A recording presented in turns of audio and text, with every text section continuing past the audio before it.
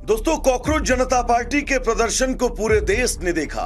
और देश भर से तमाम तरह की प्रतिक्रियाएं अब सामने आ रही है। लेकिन इन प्रतिक्रियाओं के बीच एक बहुत महत्वपूर्ण सवाल ये, क्योंकि आप भी सोशल मीडिया पर जब रील्स स्क्रॉल कर रहे होंगे तो आपके सामने ऐसे कई वीडियो आए होंगे जिन वीडियो में आपने देखा कि प्रदर्शनकारियों ने कैसे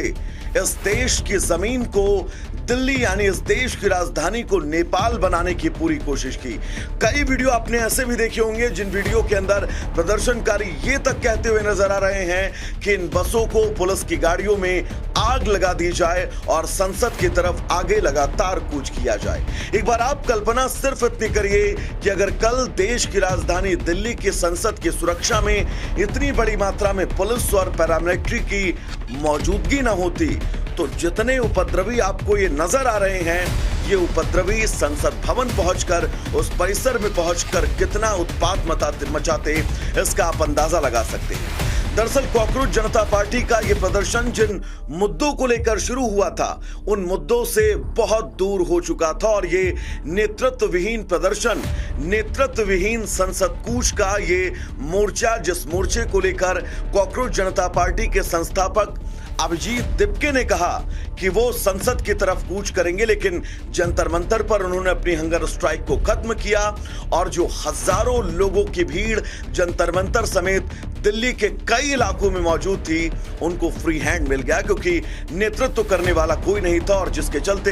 ये जो तस्वीरें आपने देखी, इन तस्वीरों के बीच ये समझा जा सकता है कि इन तस्वीरों में कई लोग ऐसे हैं जिनका ना नीट से कोई लेना देना है, ना ही देश की प्रतियोगी परीक्षाओं से कोई लेना देना है, जिनका सिर्फ और सिर्फ पॉलिटिकल एजेंडा और अपने इस पॉलिटिकल एजेंडे को सेट करने के लिए ये देश भर से यहां पर पहुंचे थे।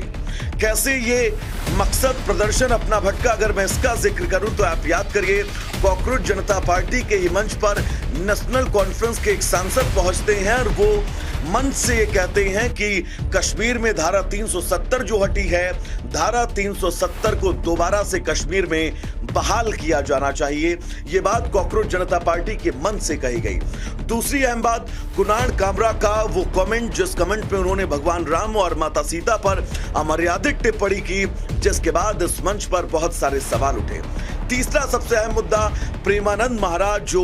बहुत बड़े हिंदू धर्म के धार्मिक गुरु हैं, प्रेमानंद महाराज को लेकर जो कमेंट किए गए उन कमेंट्स ने भी इस पूरे प्रदर्शन को लेकर बहुत सारे सवाल खड़े किए। न सिर्फ ये तीन लोग, चंद्रशेखर आजाद का इस मंच पर पहुंचना, समाजवादी पार्टी के सांसद डिंपल यादव का इस मंच पर पहुंचना, कांग्रेस के पवन खेड़ा का इस मंच पर पहुंचना और आम आदमी पार्टी के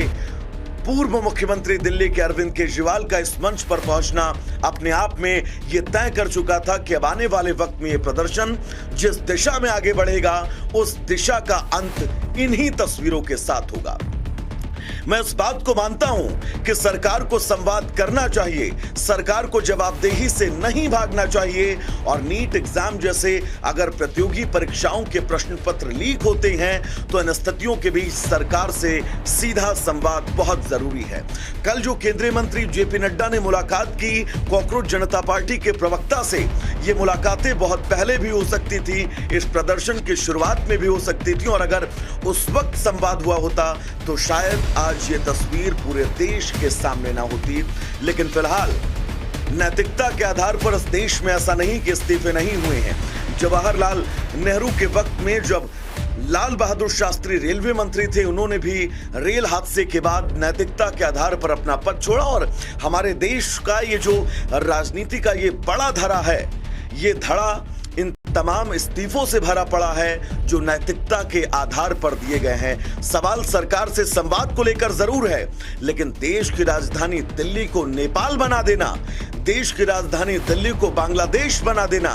देश की राजधानी दिल्ली को श्रीलंका बना देना, यह देश कतई बर्दाश्त नहीं करेगा।